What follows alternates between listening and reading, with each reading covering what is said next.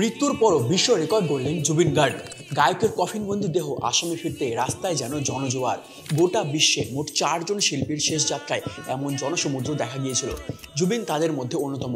প্রিয় তারকাকে শেষবারের মতো চোখের দেখা দেখতে আসামের পথে নেমেছে লাখ লাখ মানুষ।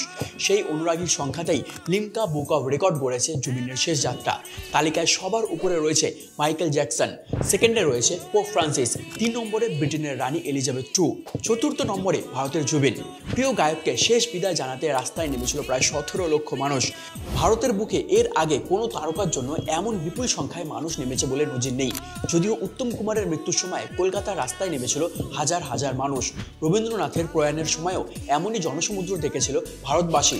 তবে পরিসংখ্যান জানা নেই। জুবিন গার্গের আকস্মিক মৃত্যু এখনও মেনে নিতে পারছে না তার অনুরাগীরা। আসামে শোকের আবহ, সবকিছু কার্যত বন্ধ। বছর দুয়েক আগে জুবিন বলেছিলেন যে তিনি মরলে গোটা আসাম জুড়ে বাজবে মায়াবিনী রাতির বুকুত গানটি। মই মরিলে এতো গানে বাজব কিন্তু। সেই ইচ্ছে পূরণ হলো। পূর্ণ রাষ্ট্রীয় মর্যাদায় বিদায় জানানো হলো গায়ককে। গায়কের স্মৃতিতে তার পায়ের ছাপ তুলে রাখলেন শিল্পী দিগন্ত ভারতী। গায়ককে সম্মান জানাতে মোম দিয়ে তৈরি করা হয়েছে গায়কের পাদুকা।